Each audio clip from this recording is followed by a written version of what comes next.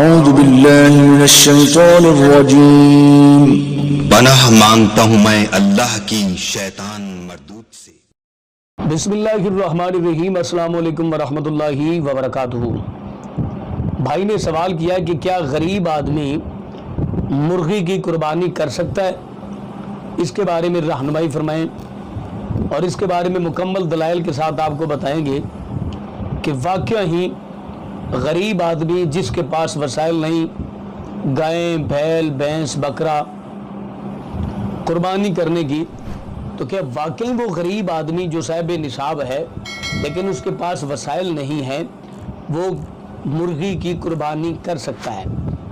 اس کی مکمل حقیقت میں جانے سے پہلے میری آپ سب سے گزارش ہے کہ اگر آپ نے ابھی تک ہمارا چینل سبسکرائب نہیں کیا تو ہمارے اس چینل کو کریں سبسکرائب اور بیل آئیکن کو دبائیں تاکہ اس طرح کی لیٹسٹ اور نئی سے نئی ویڈیو آپ تک بآسانی پہنچ سکے۔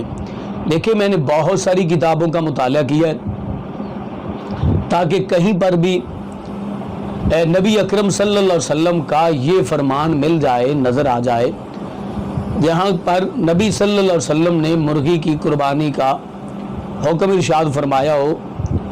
بہت ساری کتابوں کا مطالعہ کیا، مجھے کہیں پر بھی ایسا نظر نہیں آیا کہ پیارے آقا کریم صلی اللہ علیہ وسلم نے یہ فرمایا ہو کہ آپ مرغی کی قربانی کر سکتے ہیں۔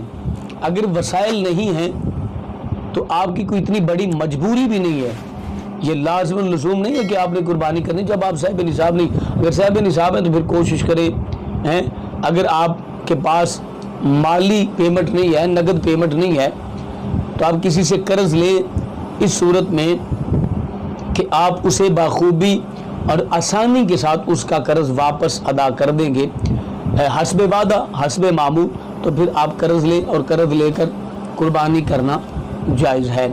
البتہ مرغی کی قربانی کرنا، مرغی ہے تو حلال لیکن قربانی اس کی نہیں ہوگی۔ ہاں، ایک صورت یہ ہے کہ اگر کوئی وسائل نہیں رکھتا تو ویسے قربانی والے دن مرغی ذبح کرے اور ذبح کر کے پکائے اور پکا کے غریبوں، یتیموں، مسکینوں کو وہ کھلا دے، لیکن قربانی کا ثواب نہیں ملے گا، صدقہ کا ثواب جو ہے وہ اسے مل جائے گا۔ تو امید ہے اس مسئلے کی آپ کو سمجھ آ گئی ہوگی، اور اپنا بہت سارا خیال رکھیں اور یہ ویڈیو لوگوں تک زیادہ سے زیادہ شیئر کریں تاکہ ان کو بھی علم ہو جائے۔ اپنا بہت سارا خیال رکھیں۔ اللہ آنے کے بعد